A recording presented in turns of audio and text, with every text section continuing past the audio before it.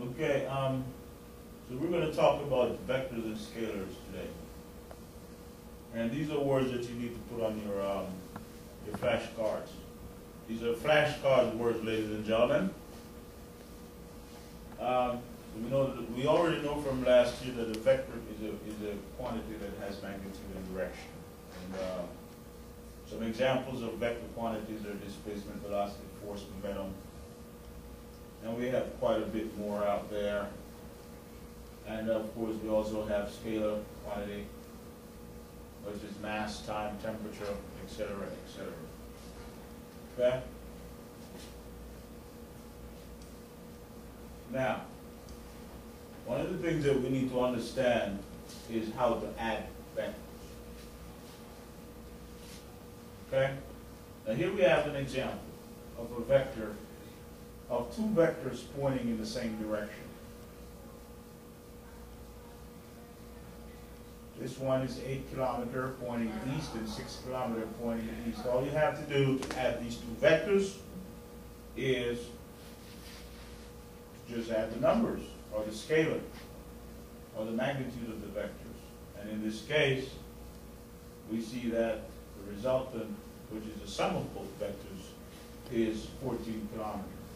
East, of course, is the direction. Now at the bottom, we have a situation where the 8 kilometer vector is pointing east and the 6 kilometer is pointing west.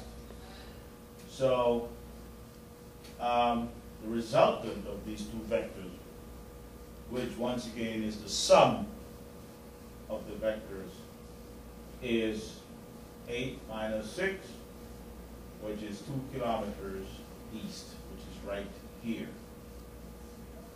Later on, I will show you some more examples as we do them on the board. And in a sense, this addition is kind of similar to subtraction, subtracting two vectors. Okay? Okay, let's go back.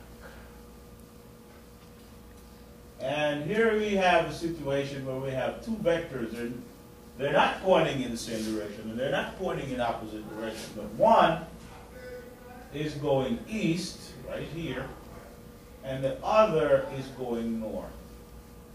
And as you can see, the resultant over here, which is the sum of both of these vectors,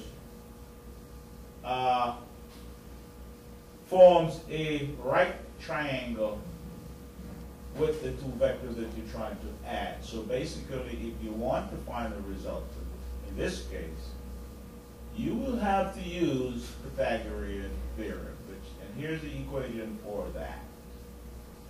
Okay?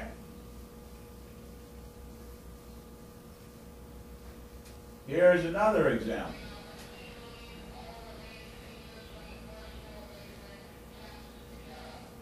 One vector going east, that's D1. Another one going north, which is D2.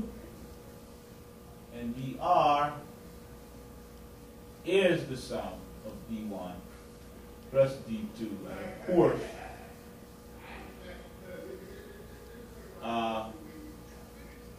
the resultant will still be found by using Pythagorean theorem. And this is actually the opposite of what we saw on the previous slide.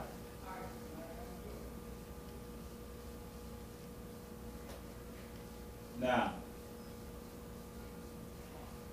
there are going to be times when the vectors may not be pointing in the same direction, or pointing in opposite direction, or pointing at right angles to each other. But there is a way to deal with that, and that way is to use what we call the tail to tip method right there. So let's say, for example, we want to add these three vectors here, V1, V2, and V3. All you have to do is place these vectors tail to tip. Here's V3. It's pointing in the direction it's pointing in over here. So we take the tip of V2 and we point it to the tail of V3 right there. This is the tip of V2 and the tail of V3. And we also take the tip of V1 right there, this is the tip of V1, and we point it to the tail of V2, and over here, VR, pointing from the tail of V1 to the tip of V3 gives us the result, which is actually once again, the sum of all three vectors using this method, which we call the graphical method. Now, I will show you some examples later on with numbers. And one of the things that you will find with this method is as you try to add more and more vectors, it becomes a bit cumbersome because you have to deal with a lot of geometry. Okay? So this method is fine when you're dealing with two vectors. When you start dealing with three vectors, it's too much work. And one more problem with this method, it only gives you the magnitude of the resultant. It doesn't give you the direction of the resultant. And as we said before, that vectors have magnitude and direction. So if you want to know everything about a vector, you need to know the magnitude and the direction, and this only gives you the magnitude. So we have another method that gives us everything. Okay? Which we're going to talk about later on.